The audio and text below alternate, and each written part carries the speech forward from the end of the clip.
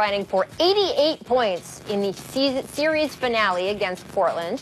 The dynamic duo tying John Havlicek and JoJo White at the 73 Celtics for the most points by a duo in a postseason game in NBA history. That's pretty good, y'all. I would not have guessed that. Right? I would have guessed Elgin and Jerry West. Yeah. Right?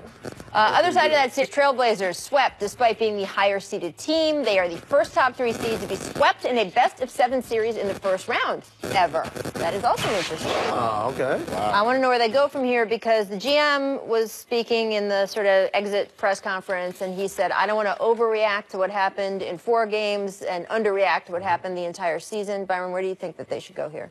You know, I agree with him as far as that's concerned because you can't take away the fact that they had a great season. And they getting to a 3 seed, nobody, you know, I know none of us ever thought they would be that at the beginning of the season. So, you know, you have to go off the Portland Trail Blazers for the season that they had. Now, having said that, to get swept, you know, in a series like this when you have home court advantage and the way they lost, I mean, they were giving up big numbers to this team. So I think, number one, you got 2 fantastic guards, you know, in CJ and Damian. There's no doubt about that. I think you keep those 2 young guys together because they got a chemistry amongst themselves that is unlike a lot of teams. And then the third thing, I think you got to add a third piece. You need another superstar, so to speak. You saw those numbers up there. I don't know if we can put them back up. I mean, where do they get a third piece if this is kind of the cap stuff they have to deal with? And I want to make that note that when people say, oh, is it time to break up CJ and Dame? I don't think anyone, or at least smart basketball people, are saying those 2 don't work well together. I think the CJ and Dame are good. It's just, do you need to get rid of one of them to get something back in return that can add more variety to your squad? Adding a third piece, you might have to take a step back to take 2 steps forward. And what I mean by that is you got guys, and specifically Evan Turner and Myers Leonard, it's almost like dead money holding you back. And you got to figure out a way to get more cap flexibility there. But then the other thing is you got a guy in Nurkic who was a big part of their success, but man, this might sound outrageous. He's going to be a restricted free agent. You got to figure out how much do you want to devote to paying him. And I think where the game is going, you want your centers to be quicker, a lot more mobile, and more mobile, more athletic, and the ability to play down, to switch on the smaller guys. And I'm not saying that the bigs are disappearing, but they're becoming more situational, right? I need a Yusuf Nurkic when we're paying Embiid. I need a Yusuf Nurkic when we're paying Cousins. But when those guys aren't out there, and for a lot more and more teams, those guys aren't out there. A lot more guys, teams are going smaller and faster.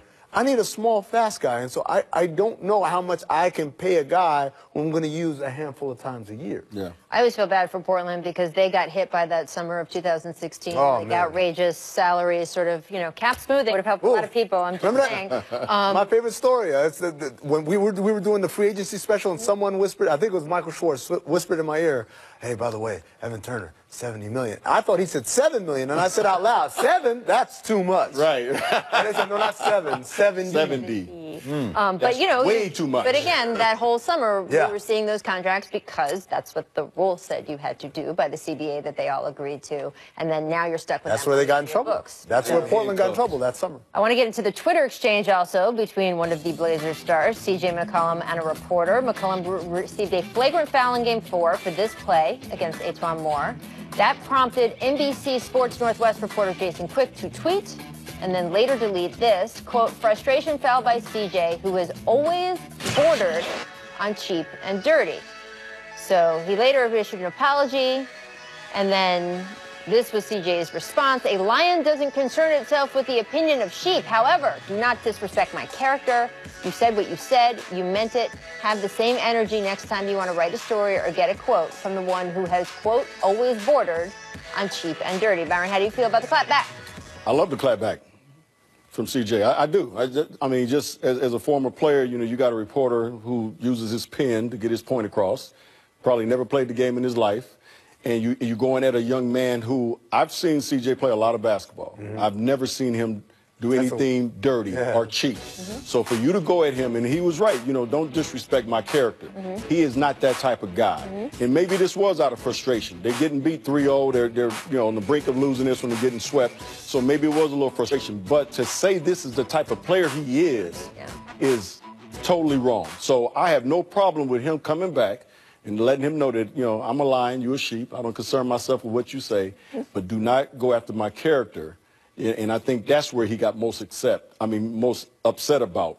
And I agree with him. I would have did the same thing. You know, our boss, Kevin Wildes, always has to have conversations with me because sometimes I say things about owners, you know, really? that are you not, say all kinds of things that management has conversations with you about. Yes, Kevin Wildes has a lot of conversations. People out in the world don't realize that, but that does happen. One of the things he says is criticize the act, not the person. Yes. Right? If someone behaves like a moron, saying they're behaving like a moron or they did something moronic, don't call them a moron. If he did a play that bordered on cheap and dirty, say that play bordered on cheap, not that player, because like Coach said, none of us think of C.J. McCollum like that. No. I've never heard that from anyone on the league. It's like when Vince Carter undercut McCall. No one is out here saying Vince Carter's a dirty player. Yeah, no. it's just an unfortunate play. And so I'm with Coach. C.J. is 100% within his right to do that. I just like the whole Aesop's Fable Lions. Just make your point, bro. You don't have to. It don't have to be an Aesop Fable about it. All right, Trailblazers fans, I want to make you happy. Distant replay. This date, 1999. Bring it in, baby. Where's Bodmer? Where's Bodmer? Who do you think picked the play? This is like soothing. After a rough weekend. Mighty Mouse. Right? Man, the best pass of big man ever to play the game. I'm just not happy that we didn't see him in his prime. He was unreal. Although, you know, his kids doing his kids. Yeah. Repping him well. I need to see Domo make some.